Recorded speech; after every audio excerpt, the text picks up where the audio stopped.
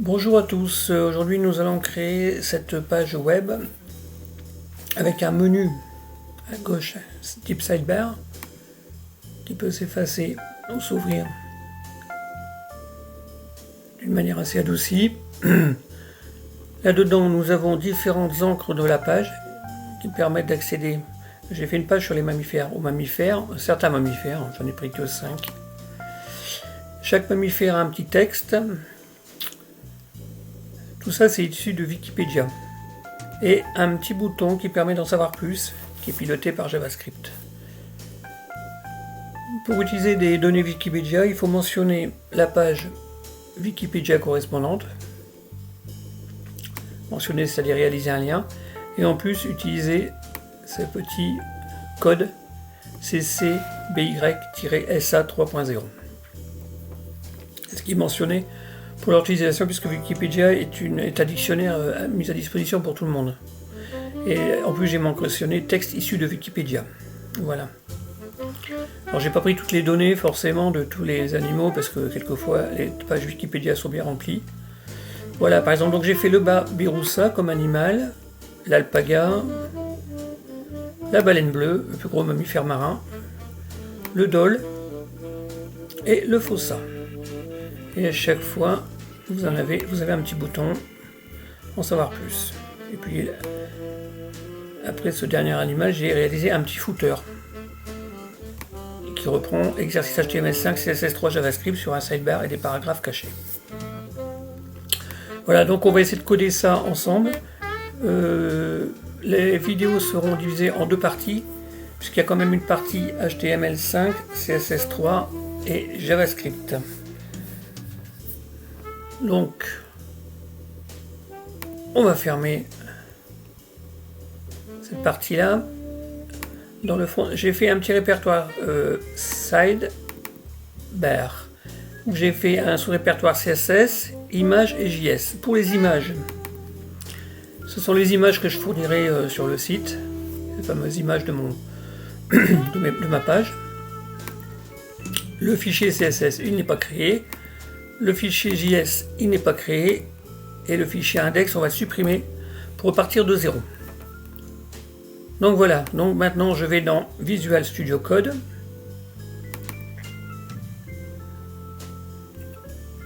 Je vais essayer de mettre Visual Studio Code d'un côté et après je pourrai ouvrir ma page. Je fais fichier nouveau, fichier, enregistrer tout. Alors, new file, open, save as. Je vais chercher le save as. Donc là, on va l'enregistrer dans le petit fichier que j'ai mentionné dans le front-end. Petit répertoire, pardon, excusez-moi, qui s'appelle sidebar. Voilà. Et donc là, je mets index.html.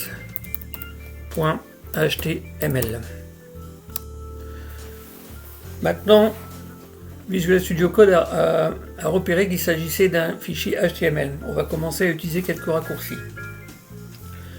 Premier raccourci, pour ouvrir un squelette, on fait point d'exclamation et on fait entrer.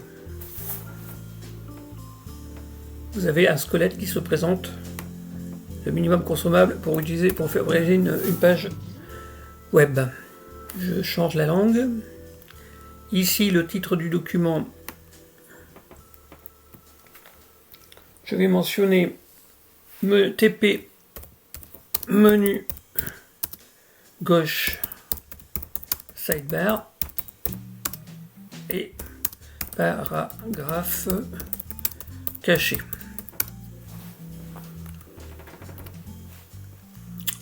Il me faut un lien vers vers le style CSS qui sera dans un répertoire CSS.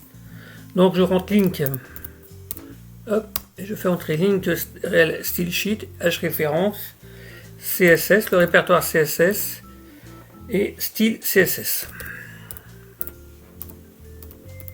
Voilà.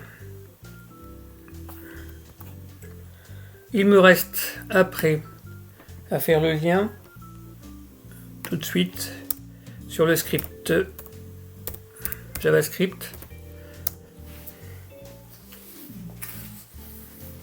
Alors, on va mentionner script src égale js, le répertoire.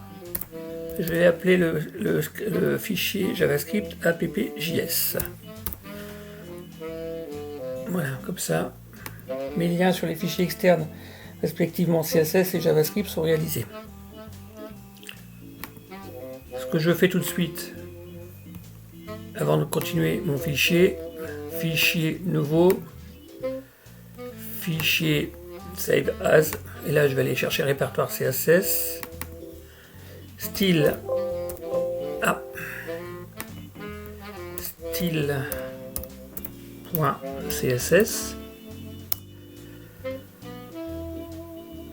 fichier nouveau, fichier save as, et là je fais ap.js, enregistrer.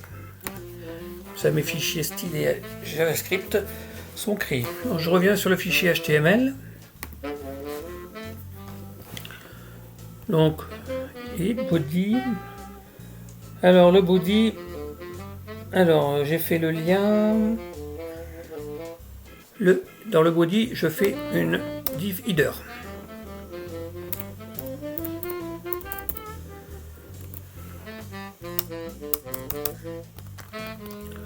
Dans cette div header, je vais faire une div du menu sidebar. On commence par faire le menu sur la gauche. Donc, il a une classe glissant, on fait point glissant. On fait entrée et on a directement la classe.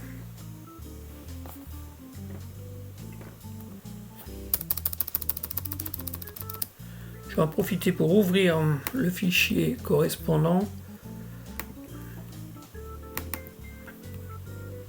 à l'exercice fini.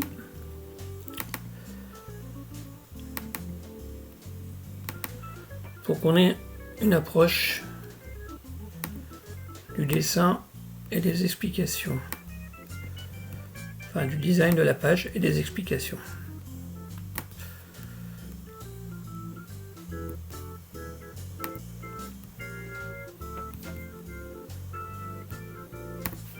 Voilà. Donc, cette div classe glissante, ce sera cette div là, qui sera là.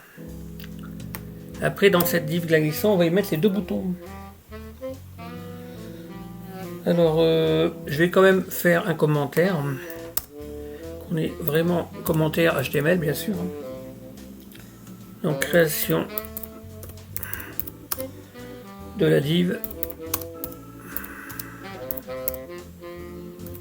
du sidebar.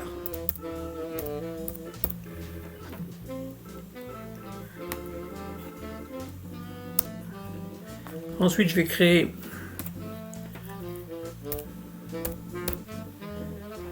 création des deux boutons qui seront sous la forme de paragraphes. Mais pour créer ces deux boutons, je vais utiliser une div qui va les contenir. Ce sera une div parent qui contiendra les deux paragraphes en fond. Donc, elle s'appelle btncom.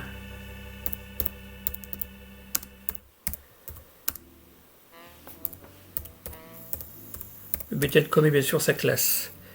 Donc, ici, je fais .btncom pour créer ma div. Elle se fait automatiquement en réalisant l'appui sur Entrée. Maintenant, je crée mes deux boutons.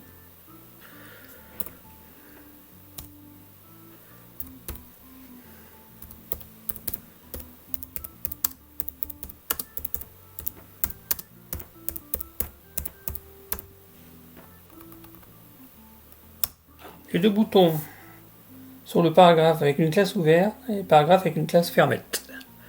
Donc, je fais P paragraphe avec la classe ouvert. Il va se créer automatiquement. Voilà. Là-dedans, je vais mettre un O majuscule. Et là, je fais P.fermette. Entrée. Et là, je mets un X majuscule.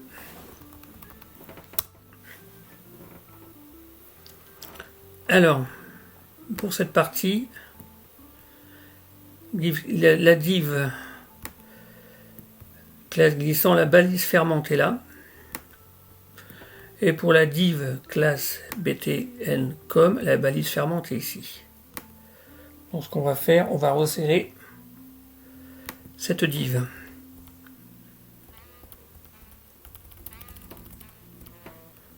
Après, on va y mettre une petite balise de retour de ligne. Break. Alors maintenant, on va réaliser une navigation. Donc là, en réalité, pour l'instant, ce que j'ai réalisé, c'est en HTML. J'ai juste fait la div, qu'on va mettre en forme en CSS, et les deux boutons. Vous remarquerez que les boutons sont en dehors de la glyphe qui glisse, parce que je vais les décaler. Mais ils ne glissent pas avec la div. Ils restent bien sur le côté, en haut à gauche. Maintenant, je remets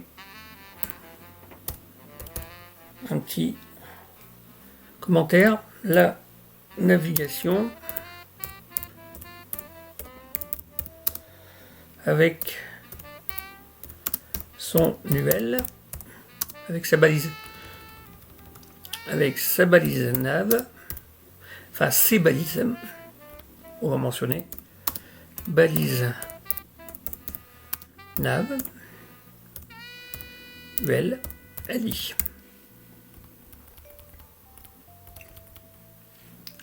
Je ne vais pas trop vite pour que les gens qui puissent réaliser l'exercice aient le temps de mentionner tout le texte sur Visual Studio. Donc la balise nav aura une classe navigation. On fait donc nav.navigation. C'est ça? Non, c'est une classe navigue. Oula.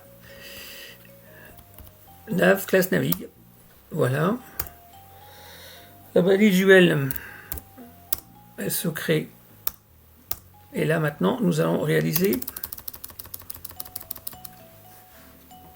Donc là, on est sur cette partie ici, cette partie-là.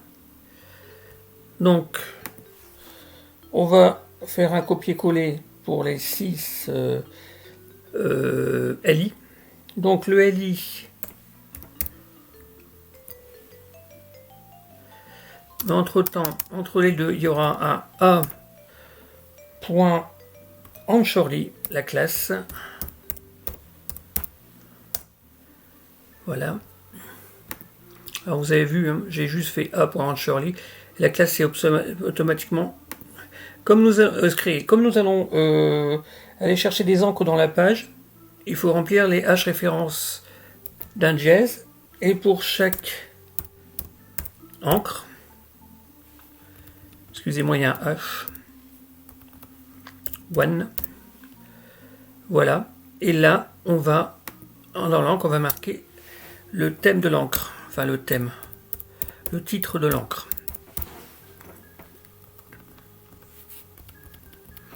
Voilà. On va les réaliser en 6 fois de suite en faisant un CTRL-C, CTRL-V,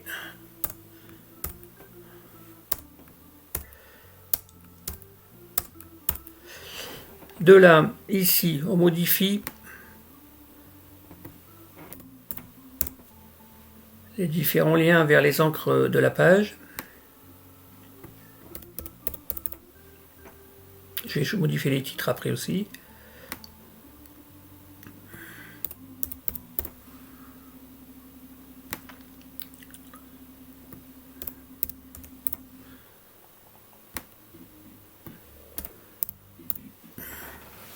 Donc présentation, après le premier animal était le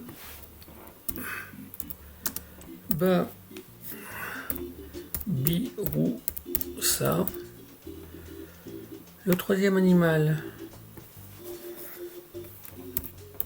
l'alpaga. Le quatrième animal, la baleine bleue. Nous avons après le dôle.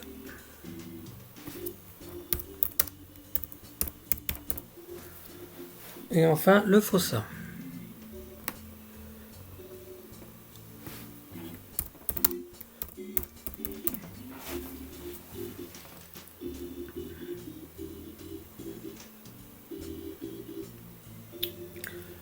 Ici nous avons l'UL, la balise nav et la balise div qui ferme. Et là on ferme le header. Ah ben là je l'ai. Voilà, qu'on soit propre. Maintenant on va réaliser une balise main qui va tenir tout le corps du texte.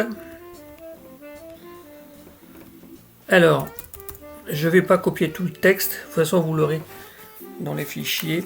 Je vais aller chercher le texte correspondant à mon fichier terminé.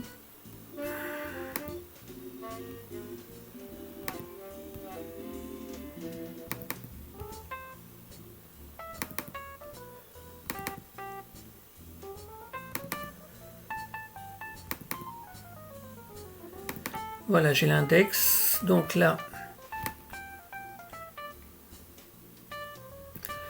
de la balise main, on part.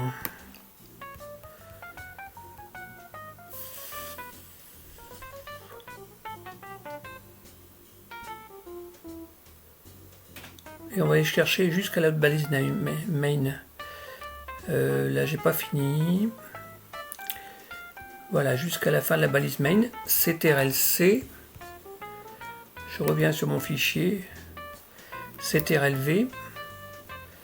Donc là, logiquement, je dois retrouver ma deuxième balise main. Voilà.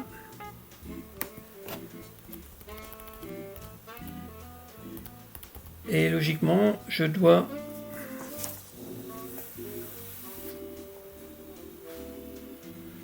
réaliser après une balise footer.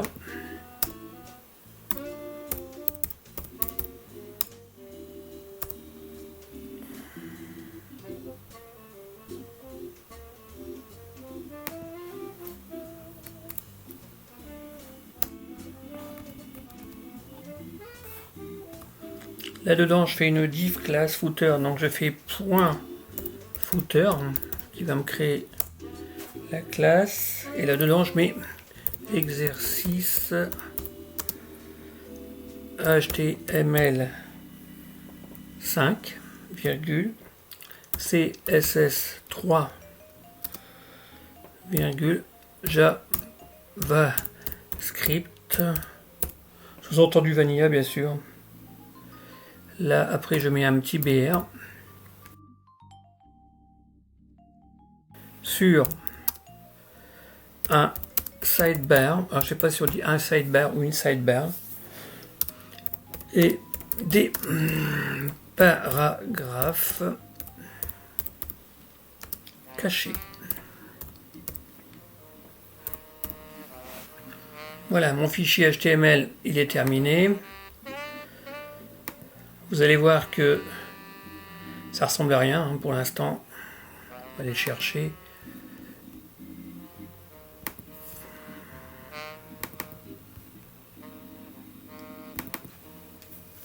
Voilà, on a les images qui sont renseignées. Voilà comment on se retrouve avec le fichier d'origine. Les images, bien sûr, ne sont pas... Elles sont de différents formats, mais avec le CSS, nous allons arranger tout ça. Donc voilà, maintenant j'ai commencé à réaliser le CSS. Donc je vais dans mon fichier, alors je vais rester à côté, je vais le remettre en réduit, ouvrir un petit peu. Alors ce sidebar, On referme, on ouvre le CSS et c'est parti. Donc d'abord on utilise le sélecteur universel, l'étoile, qui est le sélecteur le plus haut. C'est le parent de chez parent du document et de l'HTML. Enfin du HTML plutôt. Le document c'est plutôt en JavaScript. Donc là on aura margin, on va mettre tout ça à 0. Les marges extérieures à 0. Les marges intérieures à 0 de tous les objets. Margin padding, pourquoi je veux absolument mettre 2 fois margin, padding, marge intérieure. Et puis surtout, ah oui, box sizing en border box.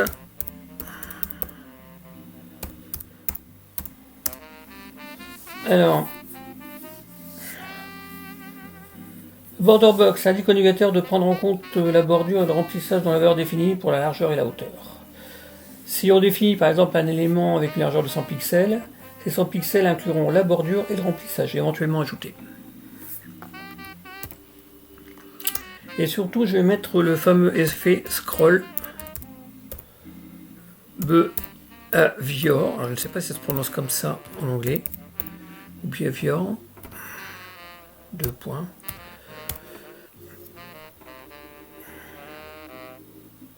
Et on va mettre en smooth. Alors j'ai quelque chose, je pense qu'il y a une erreur. Je crois que c'est pas voir, c'est vior.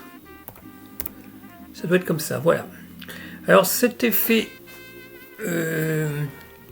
scroll behavior a été, c'est lorsque l'on passe, vous avez un glissement en douceur. Par exemple entre l'alpaga et le babiosa, l'alpaga, vous voyez, c'est réalisé grâce au scroll behavior osmos. Voilà. Si on ne mettait pas ça, vous auriez une montée rapide à l'encre correspondante, alors que là vous avez un glissement doux. Voilà. Là je reviens. Voilà.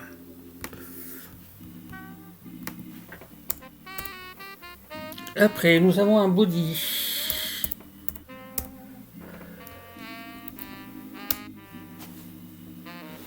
On a un background color.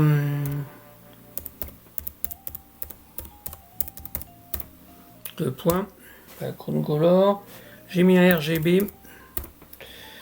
167 pour le rouge, 167 pour le vert et 167 pour le bleu. Je ne sais pas, on va déjà voir si notre page répond au niveau du background. Et voilà. Text Add in Center.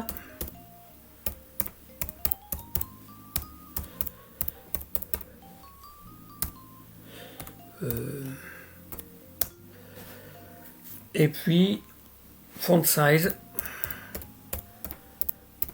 2 points 16 px.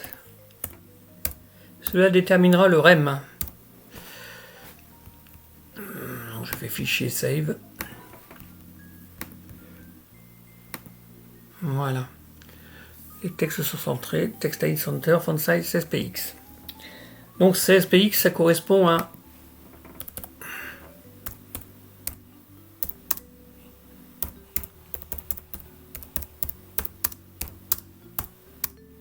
rem, qui est le rot em.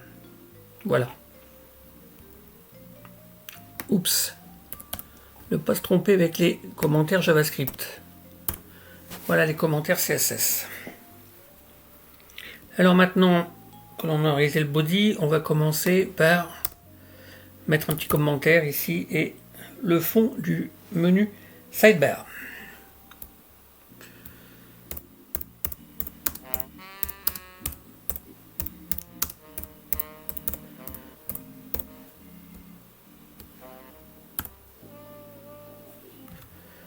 Pas oublier le point dans l'autre sens. Alors, vous vous rappelez ce menu sidebar, il porte la div glissant. C'est ça. Ce que l'on voit ici, je rappelle, ça s'appelle glissant. Voilà. Donc on va lui faire déjà donc point glissant.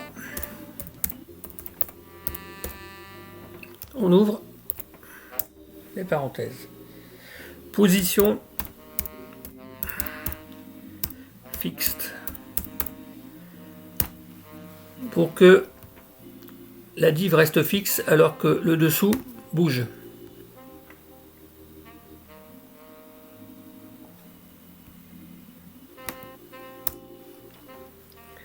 On a une background color.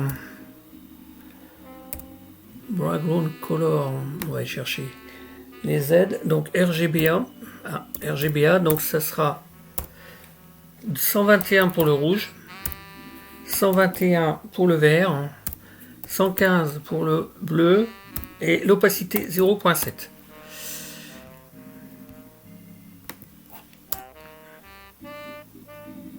On va mettre une largeur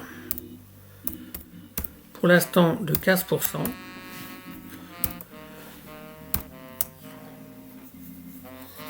Une hauteur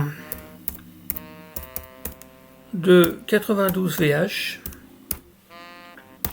Alors 100 VH ça correspond à la taille de l'écran. 92 VH ça correspond à 92% de la taille de l'écran. VH qui veut dire vertical height, hauteur totale de l'écran vertical. Après le margin, 25 px en haut, 0 px à droite, 20 px en bas, 0 px à gauche. Z-index, je l'ai mis à +2 pour que cette div ressorte bien au-dessus des autres. Border, le point 1 px, solide, avec une RGB de 122 pour le rouge, le virgule, 122 pour le vert, virgule et 122. Ah, c'est une RGBA. 122, non, RGB.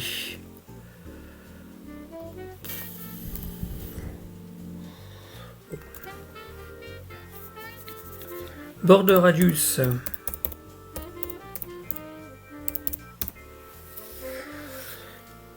Zéro px en haut, 10 px à droite, 10 px à droite, 0 px.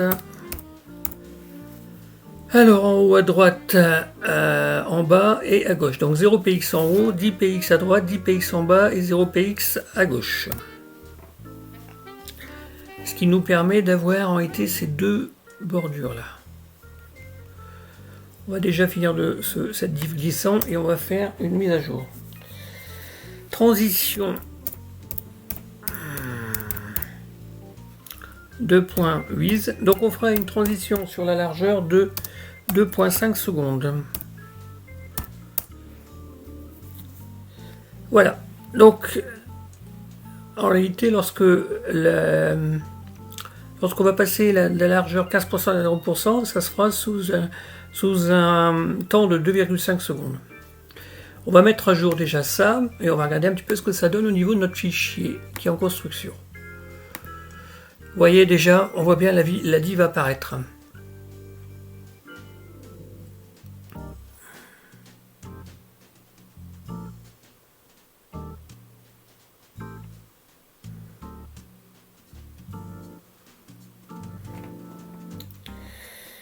Alors, point glissant, on va faire tout de suite le point glissant close, qui sera une div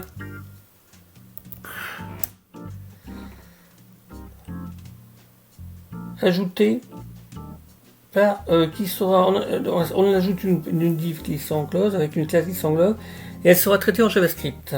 Elle sera pilotée en JavaScript, on va dire. With 2,0%. Voilà. Alors, avant de faire le menu, je vais réaliser tout de suite. Je reviendrai sur le menu après. Je vais réaliser tout de suite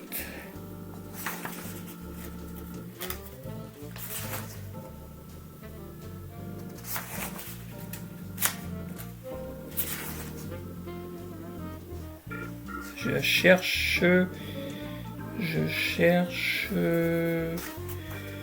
cherche mon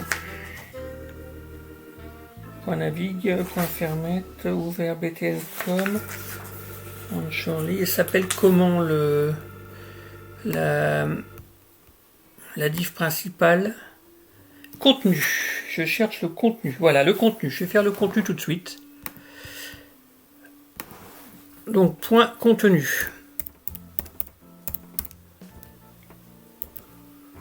Le point contenu, il va avoir une largeur de 80%. 80% de la page complète. Margin. Donc, on le met en deux parties. Donc, 20 px, c'est en haut et en bas. Et droite et gauche, auto.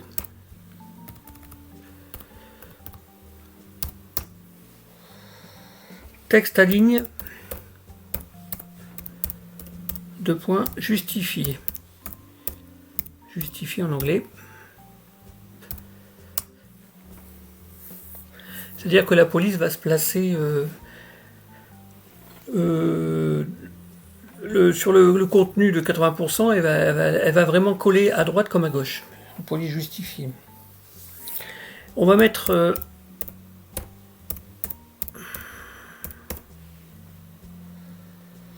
un espace entre les lignes de 25 px. On va mettre une taille de police de 1.3 EM. Et enfin, on lui met une couleur à cette police. Couleur de point RGB 1,31,31. Voilà.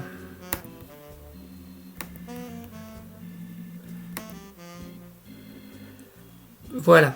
Déjà, on est mieux présenté avec le contenu. Maintenant, je vais revenir. Donc, je vais occulter. Je vais revenir. Donc, maintenant, je vais faire mon menu. Donc, en réalité, j'ai sauté directement de la div glissant à la div contenu. Là, maintenant, je vais m'occuper de la div avec la classe btn.com. .btn.com, pardon. Excusez-moi. Donc là, maintenant, est-ce que le contenu, il avait quelque chose d'autre? Non, il n'y avait rien d'autre à part le contenu par lui-même, il n'y avait rien d'autre. C'était... non. Donc, le contenu est fait. Je reviens là maintenant. Alors, on va mettre quand même une chose ici. On va classer ça proprement.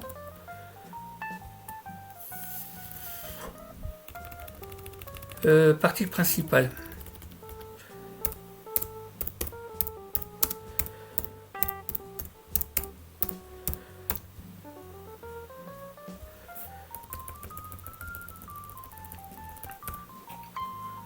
Voilà. Et là, je le ferme.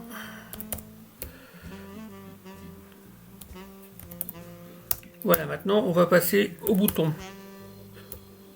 La div contenant les boutons.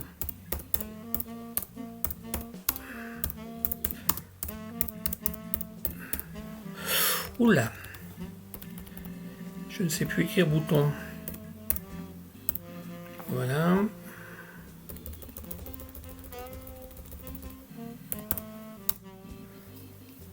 Alors, elle s'appelle .btn.com. Alt. On va la mettre en position relative. Position de point relative. pour qu'elles servent. C'est un élément parent qui contient les deux boutons. Ces deux boutons, on va les mettre en position absolue, donc cette div parent, on la met en position relative. On la monte par contre, margin,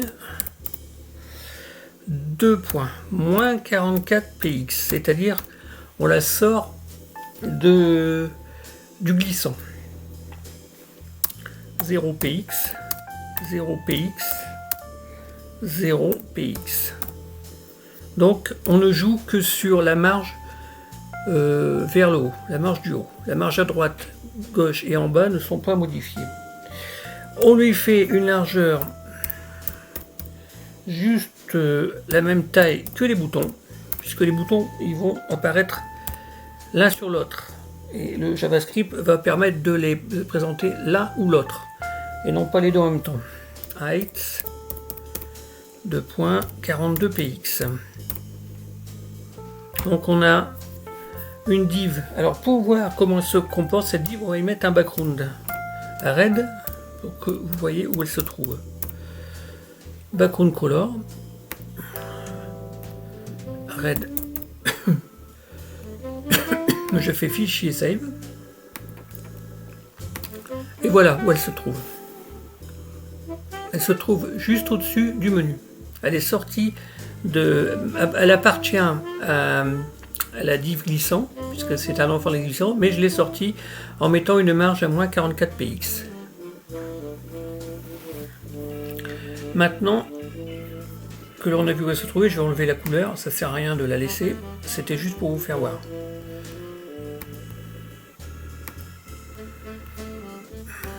Voilà.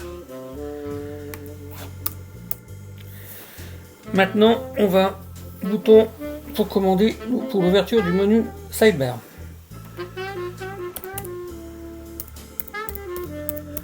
Je vais quand même mettre un petit peu de touche 6.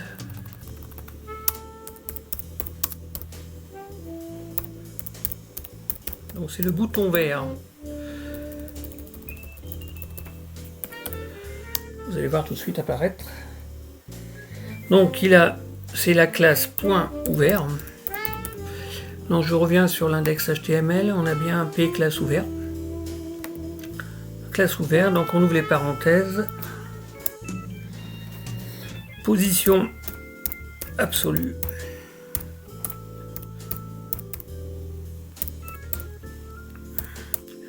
Puisque c'est un enfant de BTN.com et son parent est en relative, donc lui il est en position absolue.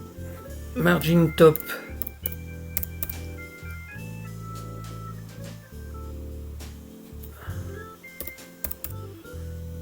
.1 px et margin left, c'est juste pour régler le bouton, 0 px. Alors j'ai pu marquer margin 1 px, 0 px, 0 px, 0 px. J'aurais pu faire ça aussi, puisque margin, le top c'est la première valeur, donc ça ferait 1 px. Après à droite 0 px, en bas 0 px et left 0 px. Là je ne règle juste le margin top et le margin left pour que le bouton il colle bien au bord de l'écran à gauche, côté vertical et côté horizontal. Après nous avons une largeur qui correspond un petit peu à 2 pixels près, alors à son parent.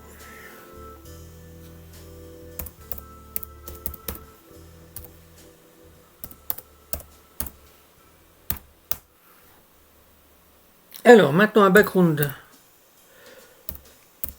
Alors background, on va faire un linéaire gradient. Alors on va de gauche à droite, donc to right.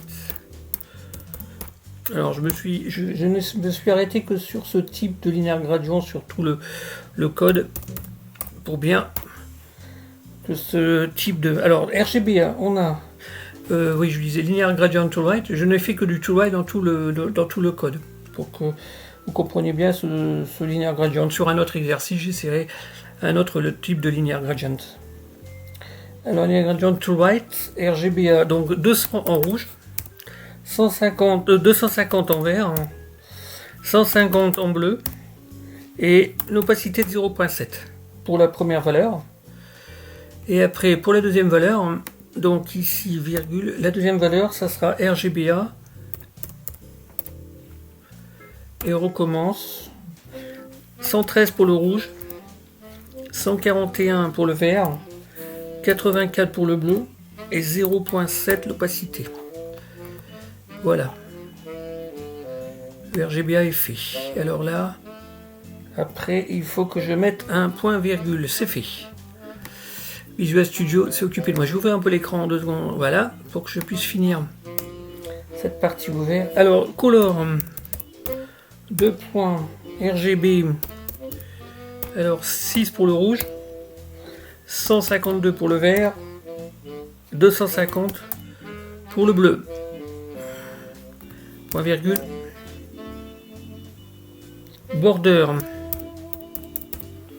2 points. 3px. Ah, j'ai quelque chose qui va pas. Ah si, c'est bon. 3px. Ridge. RGB. 241. 241. Donc rouge, vert et 241 pour le bleu. Nous sommes sur du neutre. Voilà. Non, couleur RGB, border. Et après, on fait un border radius.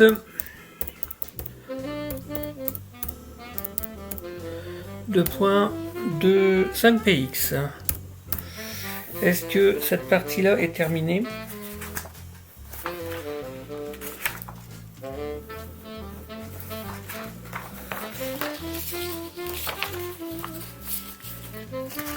Non, j'ai pas fini. On va faire une padding top de points de 8px pour baisser un peu la hauteur de la police. Un curseur dans l'objet, hein, pointeur. Le padding top 8px, c'est pour baisser la hauteur de la police dans l'objet. Par rapport au haut de l'objet, on va baisser un peu la police. Je pense que je me suis assez... Curseur pointeur, visibility. Le point visible. Font size, c'est la taille de police. 1 EM, donc ça sera 16px. Et text align center. Logiquement, ça devrait être déjà le cas puisque ça a été mentionné dans le body, mais je préfère le rappeler. Ah, text align, oui, alors texte, il n'y a pas de en anglais. Voilà. On va regarder un petit peu ce que ça donne au niveau de notre bouton. Voilà, notre premier bouton il est réalisé, il est bien rangé et voilà. Donc après, je pense que on va faire ce bouton. Lorsqu'on va cliquer dessus, on va le cacher grâce à JavaScript. Donc on va faire un ouvert. Le bouton s'appelle ouvert. Cache. Visibilité. Bien sûr, hidden, puisqu'on va le cacher. Transition visibilité.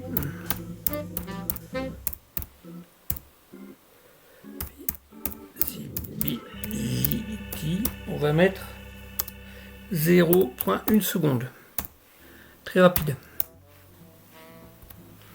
Voilà. En même temps, on va lui faire une petite classe over pour lui donner un petit peu d'effet. Oui, alors attendez, parce que là, il faut mettre un point. Deux points over, pardon. Hop. Alors, qu'est-ce qu'on lui fait? Bon, on lui a refait un background gradient, donc je vais essayer de récupérer pour éviter de recopier chaque fois. CTRL-C, CTRL-V. Alors là, je pense qu'on change les valeurs. Ça fera 113, en réalité c'est ça. 84,7. Et j'ai exactement inversé la couleur. CTRL-C, on le met là. Et là, on va récupérer cette valeur. CTRL-C.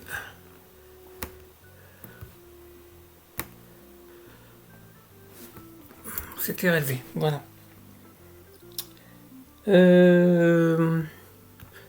Après, je lui mets Color, là, pour bien mentionner que c'est le bouton RGB.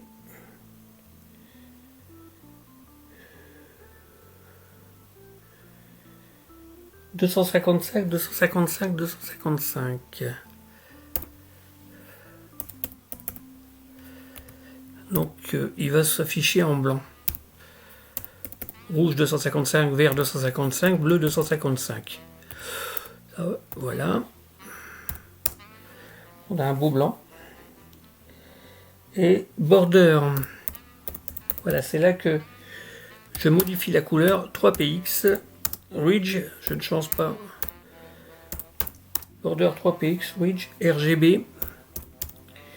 Et là, nous avons 135, 251, dominance verte et 3.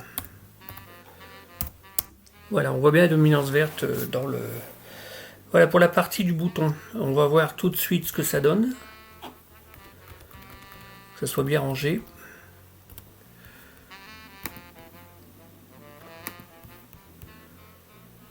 Voilà, si je me mets en over, voilà ce que ça donne en over. On voit bien le ridge, le border qui passe à 3px et de couleur verte.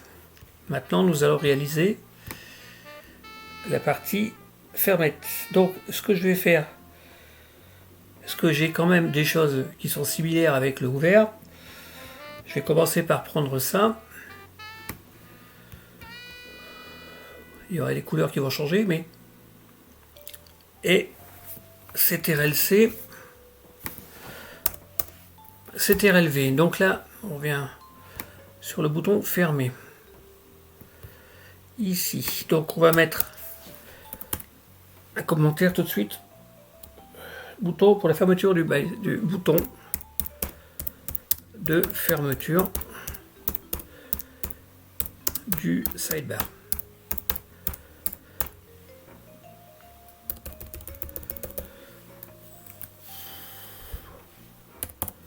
Voilà, donc là en réalité il s'appelle, notre bouton de fermeture, on le retrouve ici, il s'appelle fermette.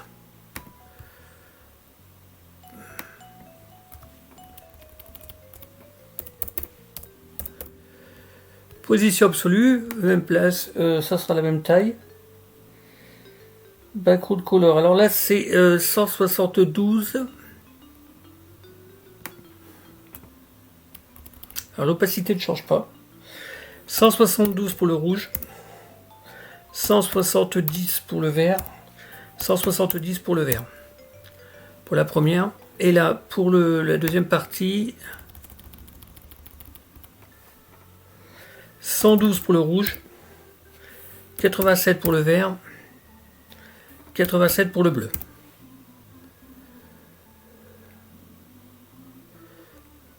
Après la couleur, elle va changer aussi. 2 24 151. 2 24 151.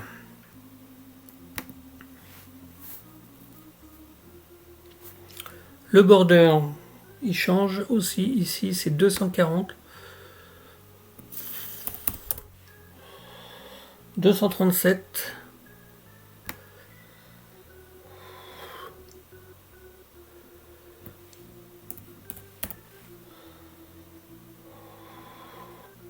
237.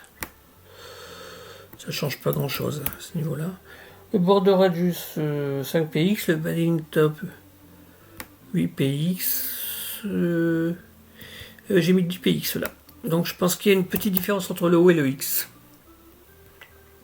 Curseur pointeur, visibilité visible, font size 1 mm,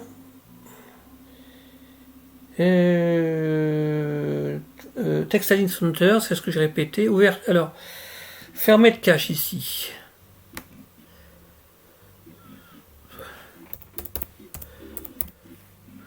Visibilité hidden, transition visibilité 0 1 seconde, et après fermet over.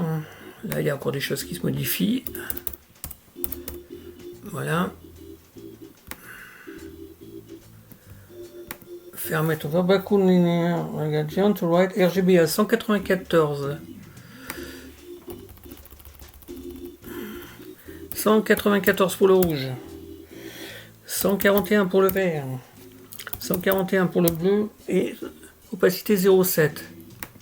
Et là j'ai mis 90 pour le rouge, 44 pour le vert, 44 pour le bleu, opacité 0,7. Color RGB à 255, 255. Border alors RGB 255 ici 2,2.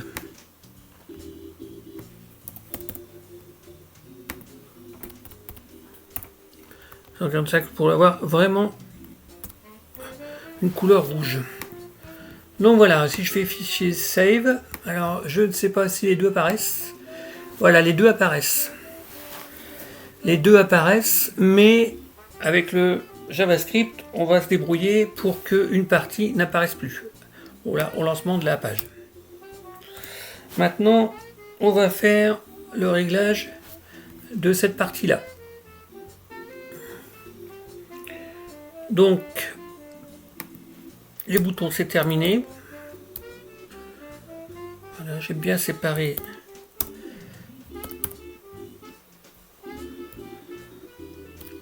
affichage des titres du menu.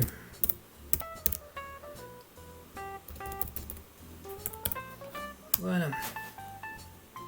Donc notre menu il s'appelle point navigue et il a une balise UL et balise ALI. Alors point navigue.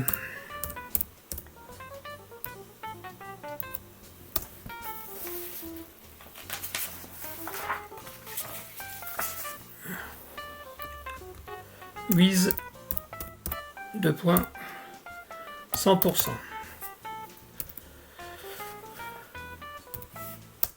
Donc elle fera, la navigation fera 100% de son parent qui est glissant, la classe glissant.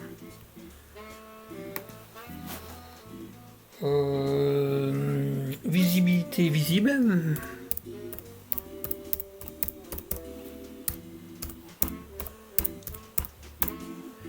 Là c'est pareil, on va jouer avec JavaScript pour le rendre visible ou invisible. Alors on va se mettre un petit background pour voir cette fameuse div qui contient les liens. Vous allez voir, hop, la belle couleur rouge qui se présente. Voilà, on la voit bien cette div, elle représente les différents liens, elle contient les différents liens. J'enlève. On continue. Alors, pour enlever, là on les voit pas, mais si vous allez sur par exemple, on voit pas les liens, les points des liens. Attendez, si je l'agrandis, est-ce qu'on les voit pas les points des liens? Non. Par contre, si vous allez sur, je cherche pas Opera, mais Firefox, vous allez voir les points. Si vous ne faites pas ça, alors pour enlever les points, il faut faire donc point navigue ali, point navigue li. Donc on fait référence aux li qui sont dans la classe navigue et on fait liste style de point non. Voilà. Et là après, ce qu'on va faire, comme je vous ai expliqué que JavaScript va cacher ou rendre visible cette div avec la classe navigue, on va lui faire un point navigue cache qui va être piloté par JavaScript. Donc visibility de point hidden, transition visibility transition visibility, on a mis 1 seconde. Voilà. Là maintenant, on va s'occuper. Donc là, bien sûr, je fais un enregistrement. La partie rouge va disparaître puisqu'elle n'est plus dedans. Voilà.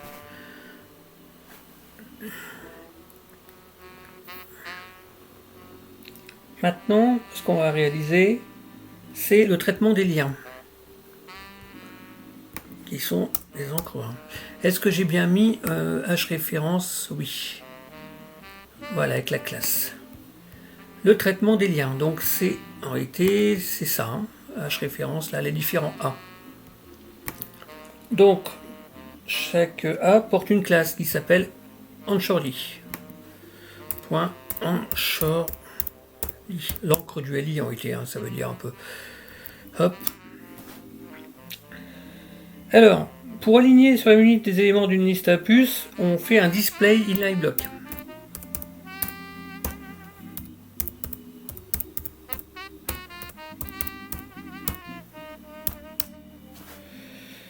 Après, je lui remets une taille de 180 pixels.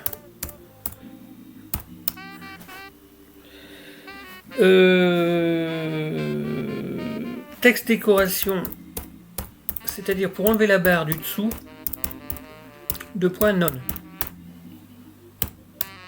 On va enlever les barres ici, là-dessous. Color. Donc là pour l'instant on va mettre transparent. Donc en réalité il n'y aura pas de color, donc tout va disparaître. Ça sera appelé logiquement avec JavaScript. En ajoutant une classe qui va s'appeler Color Onshore qui va être mise en dessous. On met une font size pour ce maximum d'écran de 1,4 M. On met une ligne height, c'est-à-dire l'espace entre les lignes, de 30 px. Voilà pour cette partie. Donc maintenant, si j'enregistre, on va quand même le mettre là, on verrait plus rien. Mais je vais quand même texte décoration, je vais mettre color white pour que vous puissiez voir quand même pour l'instant les liens. Et voilà, ils sont comme ça. Alors là, ils ne sont pas réglés, ils sont réglés pour le grand écran. Mais pour le responsive, il faudra réaliser un réglage à la suite pour diminuer la taille de la police. Donc là, je vais remettre en transparent.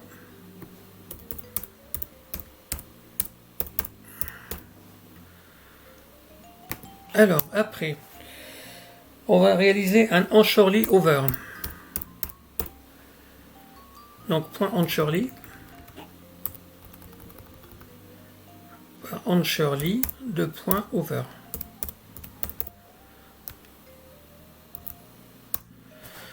Point Anchorly over. Donc on va mettre une color 2.RGB. Alors RGB, c'est pas comme ça que ça s'écrit, RGB.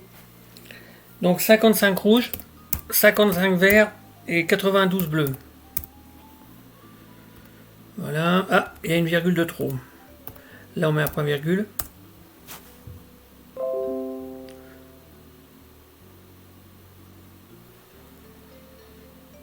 Un font size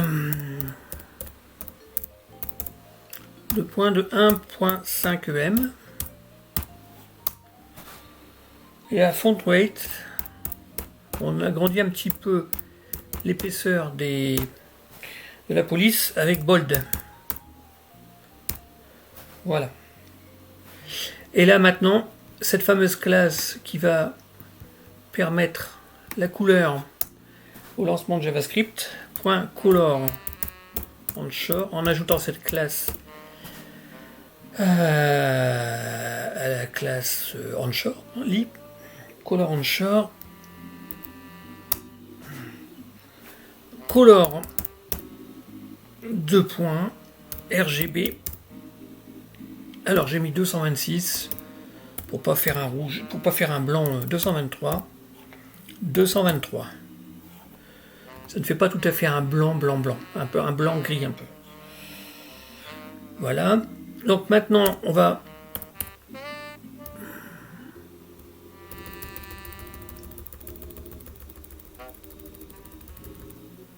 passer à la partie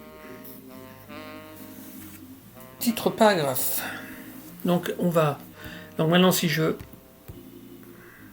fais save, logiquement tout doit s'effacer. Voilà. Puisque on a texte décoration et la couleur n'arrivera qu'au lancement de la feuille. Alors maintenant, titre de chaque paragraphe.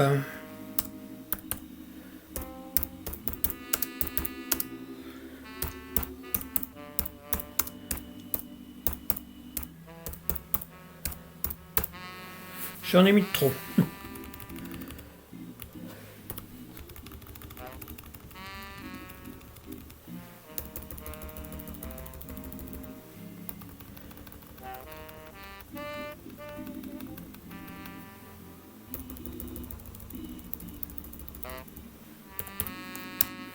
Titre de chaque paragraphe. Alors, point, titre.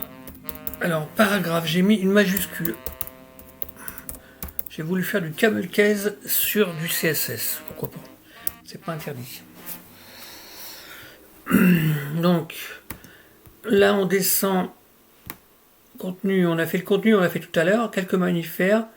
Après, on va traiter les images. Mais là, je suis arrivé à la span classe titre paragraphe.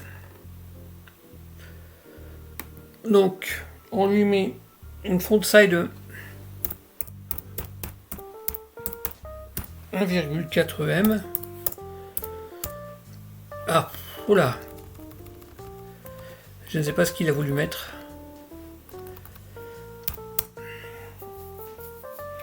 Une couleur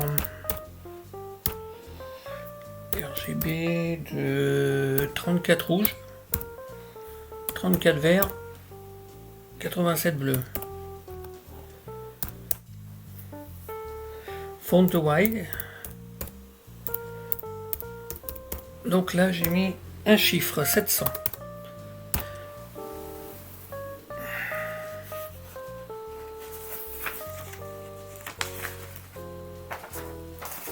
Alors,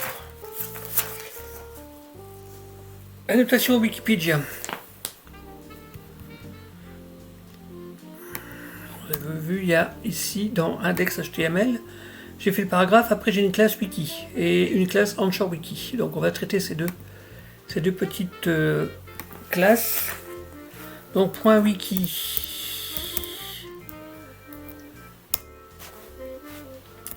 Font size 2.0.8 em. Donc on est à 80% de 16px. Color de point white. Et font style italique.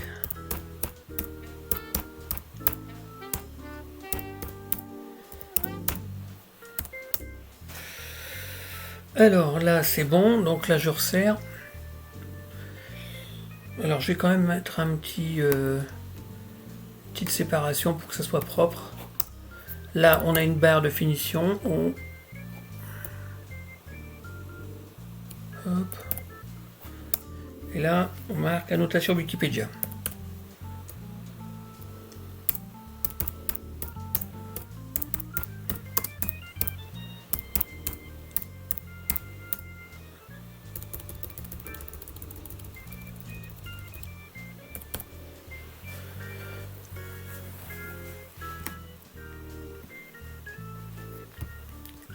Alors, nous avons vu qu'il y avait aussi une classe Onshore Wiki.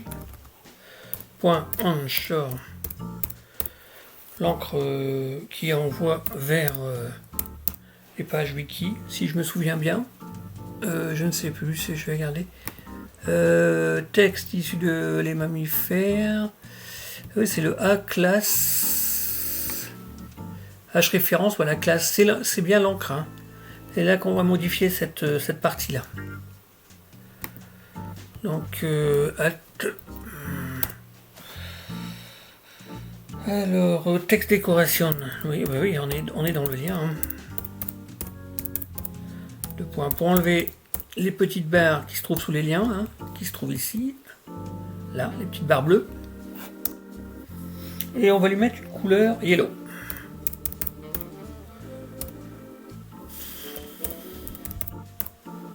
Voilà. Et après, Onshore Wiki Over, soyons fous.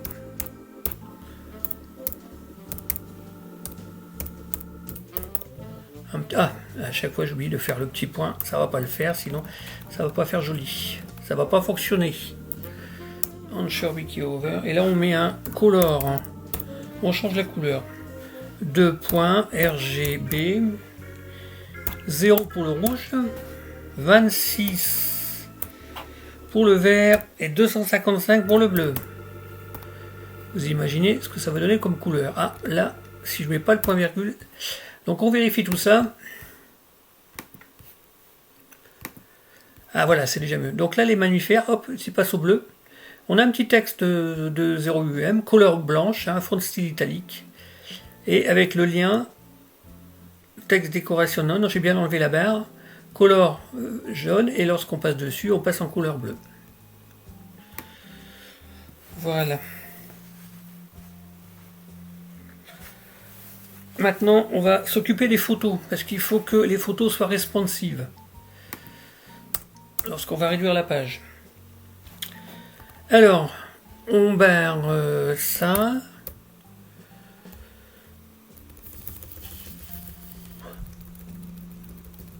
Logiquement, je vais essayer de réaliser que la partie HTML, CSS, et je ferai la partie JavaScript dans une deuxième vidéo, ce qui sera quand même plus propre. Quoique j'ai encore pas mal de choses à faire en CSS. Oui, je vais voir. Alors, pour les images, ils sont prises dans une div qui s'appelle Image Center. Donc, point img center.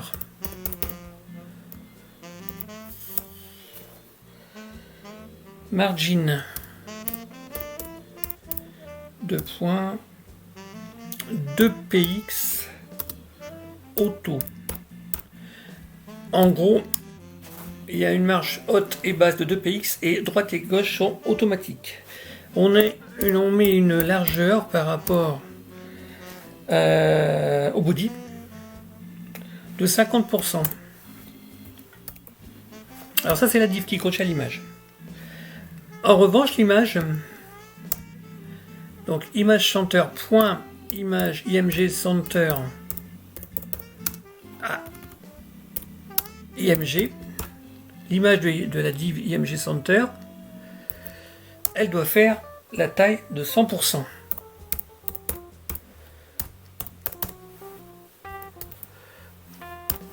Voilà. Je vais enregistrer ça tout de suite et on va travailler sur l'effet responsive de l'image. Regardez bien ce qui va se passer. Hop, voilà. Là maintenant, regardez l'image, elle s'oriente, elle se réduit si on réduit la page. Donc on crée toujours une div. Cette div qui fait 50% de largeur, eh ben, elle va suivre le body, elle va suivre la largeur du body. Et l'image qui est à l'intérieur, comme elle est réglée à 100%, elle ne peut dépasser la div. Donc elle suit automatiquement la largeur de la div. Voilà, c'est comme ça qu'on arrive à rendre une image responsive. Il y a d'autres méthodes en utilisant l'appel de l'image par le CSS. Ça sera l'objet d'une autre vidéo. Donc là, pour l'histoire de l'image, j'arrête. Je finis cette partie-là. Et là, séparateur de thème entre deux animaux. Ah oui, c'est la fameuse balise HR. Donc séparateur. Alors, HR entre deux thèmes, on va dire. C'est pas entre deux animaux, c'est entre deux thèmes.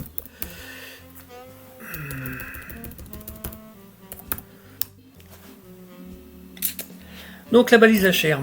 On va aller la voir après. Alors, cette balise HR, donc dans un premier thème ici, vous avez le thème, et après, en fin de thème, avant de passer au deuxième, j'ai mis une balise HR. Voilà. Chaque fois, j'ai mis ça pour chaque thème, pour chaque séparation de thème des animaux. Donc, cette balise HR, on va la travailler. Il y en a qui n'aiment pas l'utiliser, cette balise, mais bon. Il y a des choses plus intéressantes à faire que cette balise. Mais elle existe et on peut s'en servir. Margin. Donc je lui ai mis déjà une largeur de 60%. 50 px auto. Elle sera séparée du contenu supérieur comme du contenu inférieur d'au moins 50 px. Et bien sûr, elle sera centrée à droite et à gauche. Height, on va lui mettre une petite hauteur que je vais mettre un effet à l'intérieur de 5 px. C'est pas grand, mais vous avez. Et on lui met carrément un background linéaire gradient. Alors je vais pas m'embêter à recoller tout ça, à copier tout ça. Je vais aller chercher un background linéaire gradient. Ici j'en ai un. Voilà, c'est RLC. On revient en fin du texte CSS. Je fais CTRLV. Background linéaire gradient. Alors là, bien sûr, les chiffres, on va les changer. On a toujours l'opacité de 0,7. Je suis un peu habitué à cette opacité. 120 de rouge, 191. Apparemment, j'ai 3 couleurs là. Tout à l'heure, j'en mettais que 2. Là, j'en mets 3. Voilà. Donc, RGBA, le deuxième, il sera 70. 70, virgule. Donc, ça sera le rouge. 164 de vert. 207 de bleu. Et apparemment j'en ai encore une. Donc là je remets une deuxième virgule. Et je reprends RGBA. Je refais un copier-coller. CTRL-C. Que je mets en dessous CTRL-V.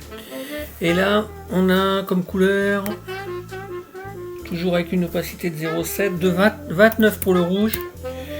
8 pour le vert. Et 219 pour le bleu. Voilà. Est-ce que j'avais d'autres choses? Save. Là, on ferme bien notre balise background linéaire gradient avec la parenthèse. Et après, nous avons les crochets qui ferment la balise HR. Donc, on va remettre ça à jour. Et on va aller voir une balise HR.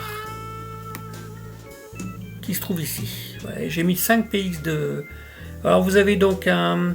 En partant de gauche vers la droite, la première couleur c'est un RGBA 120, 180, 187 ici. Après on vient un peu plus foncé, légèrement plus foncé, et on finit par un bleu plus foncé en 29, 8, 219 ici, avec une opacité de 0,7. Vous voyez bien, donc la largeur fait 60%, donc elle va s'adapter au côté responsive aussi de la page. Et on aura 50 px au-dessus, 50 px en dessous, et un réglage automatique droite et gauche pour se bien centrer au milieu. Voilà. Maintenant, je vais aller réaliser les parties bouton du paragraphe. Alors, qu'est-ce qui me reste en CSS? Je regarde. Ah, il y a encore la partie responsive. Je vais m'arrêter pour cette première partie, je pense, avant le responsive. On va reprendre la deuxième partie avec le JS. Oui, je pense qu'on va s'arrêter au paragraphe de complément. Alors, partie bouton du paragraphe. Alors, les parties des boutons du paragraphe, les boutons, en réalité, on ne les voit pas pour l'instant, c'est ces boutons-là qui sont en savoir plus. Voilà, ce bouton-là. Oh là, j'ai tout sélectionné, juste ce bouton-là. Ah bah décidément, j'y arriverai pas aujourd'hui. Bon, enfin, vous avez compris, c'est en savoir plus. Donc, ici, on met un séparateur pour la partie HR.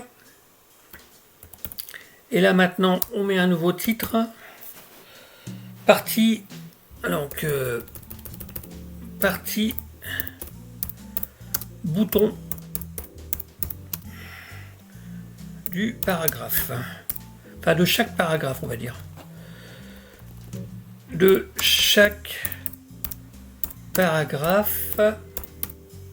Alors, paragraphe,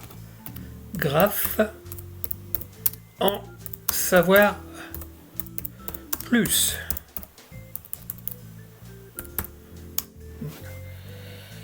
Alors d'abord, on a un bouton d'ouverture.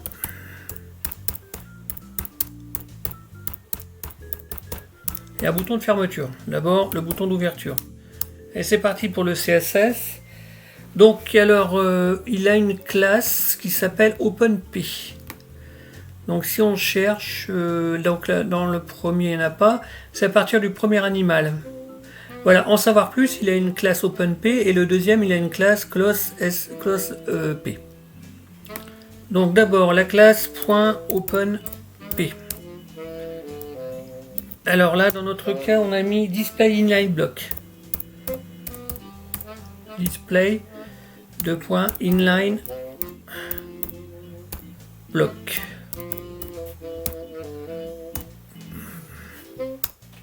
J'aurais pu très bien faire pour les deux boutons mettre ça dans une div, la mettre en position relative et de mettre les deux positions en position absolue. Là, j'utilise une autre méthode. Visibility visible. Donc inline block, les deux boutons seront en ligne l'un après l'autre. Visible.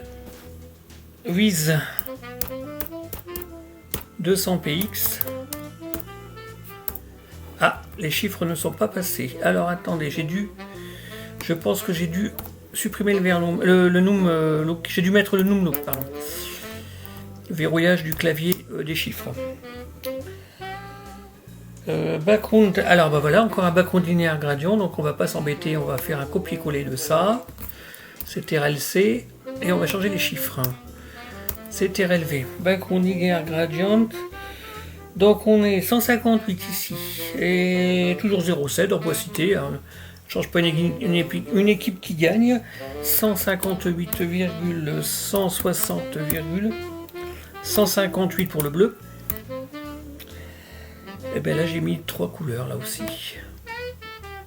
3 différentes teintes de couleurs. 220 pour le rouge, 221 pour le vert, 220 pour le rouge et le troisième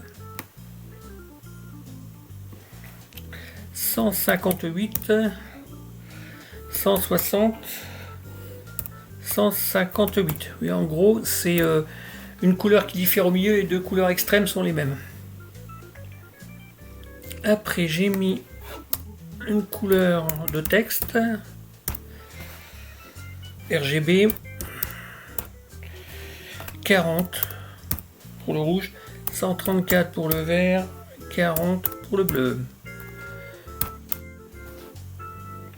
Border 2.1 px solide RGB 32,32,32. Là on doit avoir une sorte de gris noir. Attendez, il faut que je mette un point virgule là parce que sinon je vais avoir un souci. Et là il y a une virgule de trop. Ça va pas le faire. J'aime pas ça. Border radius de 5 px. Border radius.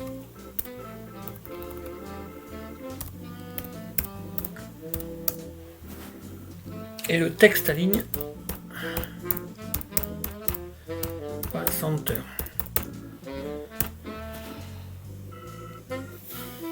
Voilà, j'ai fini pour le premier bouton.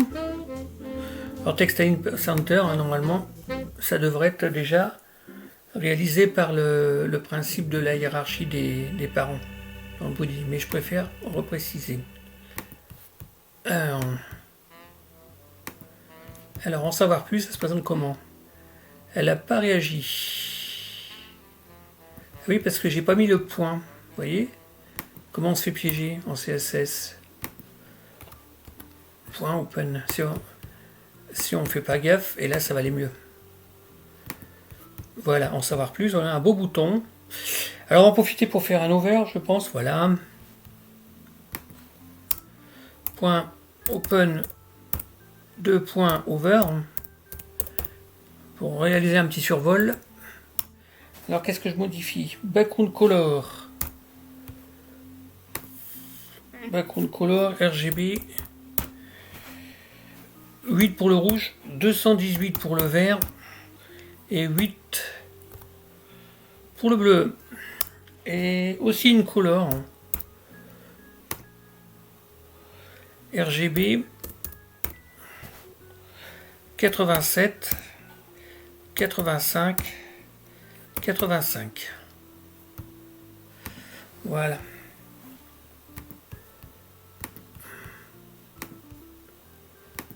Donc là, A a été enregistré .OpenOver. Ah, OpenP. C'est comme ça qu'on s'est piégé. Bah oui, il comprend pas. Là, ça va aller mieux. Vous voyez hein, comment on s'est piégé sur les classes. Voilà, on va bien le... Il n'y a pas grand chose de différent. Hein. C'est un peu le... C'est surtout le bouton devient carrément vert. Voilà. Sympa.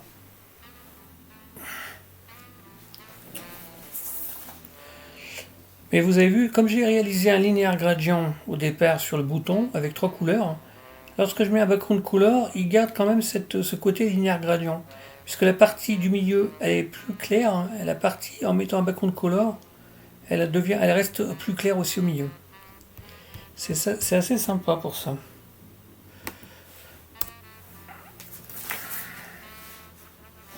Donc là maintenant, on va faire le bouton fermé. Ah mais j'ai pas fini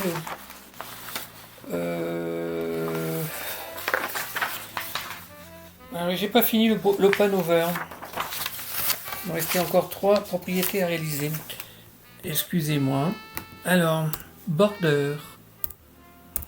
Ah oui, je crois qu'il y a un petit effet border. 2 points. 1 px solide gray gris.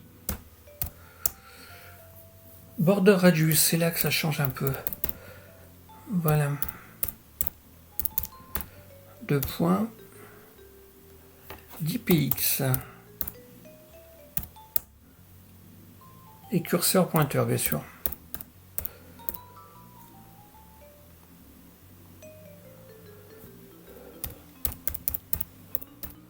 Pointeur. Oui. Donc on vérifie ça, vérifier save. Voilà. Donc là, si je fais ça, voilà, il change aussi au niveau de la bordure du border radius. Vous voyez, il devient plus bouton arrondi, alors qu'au départ, il est presque pas arrondi. Et la bordure change aussi, elle devient plus grise. Voilà. Donc, ce qu'on a fait en bouton d'ouverture, on va ouvrir un petit peu la fenêtre pour la pousser vers le bas. Vous voyez, j'ai fait un bouton d'ouverture. Je vais pas m'amuser à tout recopier, je vais faire bouton. Il y a des propriétés qui se ressemblent. CTRL-C, CTRL-V. Et là, on va marquer donc là un bouton d'ouverture, bouton de fermeture.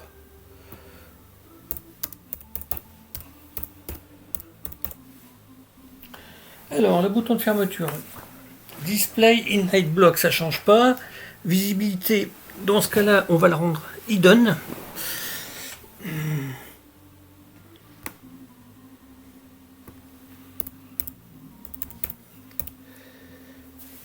Hidden.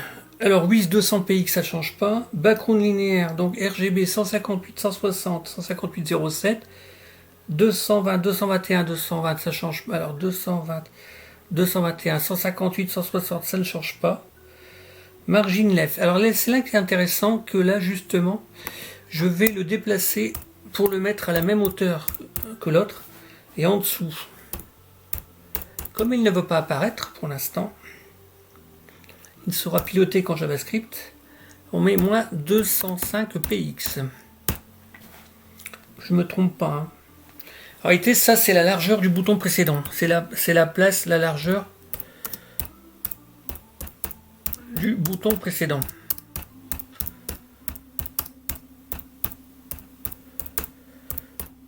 pour le placer, même pour le replacer, donc c'est l'axe des X, au même axe des X.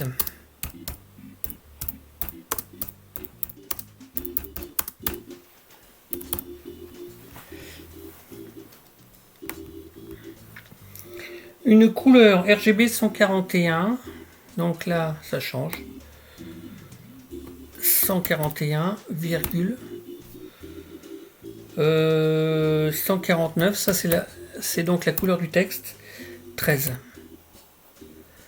Voilà, donc il est plutôt couleur jaune. Border 32, 32, 32, ça ne change pas. Border radius 5 p text align center. Alors ici, ah oui, mais alors du coup il s'appelle pas Open P, hein, il s'appelle Close P, parce que si je fais la même chose, ça va pas le faire. Là, Close P. P over. Background 218, 215, là ça change.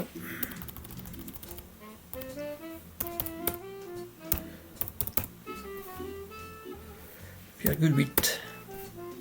On va le rendre visible, le temps de voir un petit peu comment il se présente.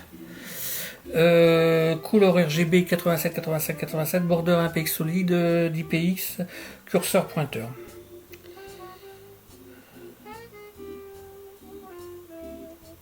Ah, j'ai oublié de réaliser une classe qui va me permettre de le cacher en JavaScript sur le bouton d'ouverture. Ce que je viens de voir à l'instant, Open. Donc alors c'est déjà, je lui réalise une classe Open P paragraphe no show. En gros, le bouton Open P non montré. Bah, je me suis trompé de bouton. J'ai appuyé sur le 5 au lieu du 4. Alors, c'est ça, hein, 5 au lieu du 4, oui. Oui, c'est ça les accolades. Donc, l'Open P no show visibility, c'est pas compliqué. 2 points hidden.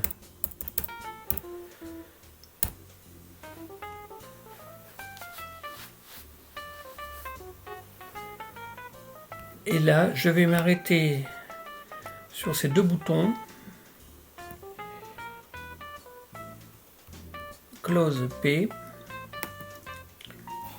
Et là, pareil, je vais m'arrêter ici. Close P. Close P over. Close point close P show. Là, je fais une classe qui le montre. Puisque dans Close P, je lui demande d'être en visibilité hidden. Donc je fais l'inverse du bouton précédent. Donc là je fais visibility de point visible. Alors cette classe elle sera appelée en JavaScript. Hein. On va y mettre un petit commentaire. Classe appelée avec JavaScript. Et là, idem pour celle-là. Alors attendez, il y a quelque chose que je n'ai pas bien fait. Je vois qu'il y a une erreur quelque part. Alors est-ce que c'est pas dans le... Aïe. Ah non, c'est ça. Ça va aller mieux. Et là donc la même chose pour ça. Hein. C'est RLC, c'est pour cette partie-là. Voilà. Donc fin de la première partie, je pense que déjà il nous reste à réaliser le CSS pour le paragraphe qui s'ouvre. Voilà, lorsque je réalise, je vais chercher un animal quelconque. Pour l'instant, on a réalisé les deux boutons là, ici. Vous voyez, fermer la fenêtre. Il nous reste à réaliser cette partie-là en CSS. Réaliser le footer. Réaliser le footer.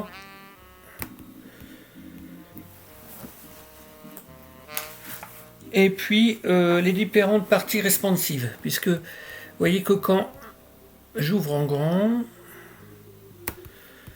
ça s'adapte automatiquement. Donc là je réduis, et automatiquement les polices, tout ça. On va le réaliser sur la prochaine vidéo. J'ai préféré couper en deux pour que vous puissiez déjà digérer tout ce CSS et tout ce HTML. Voilà, donc je vous dis bien à la deuxième vidéo, où on finira la partie CSS et le JavaScript qui est quand même assez intéressant. Au revoir.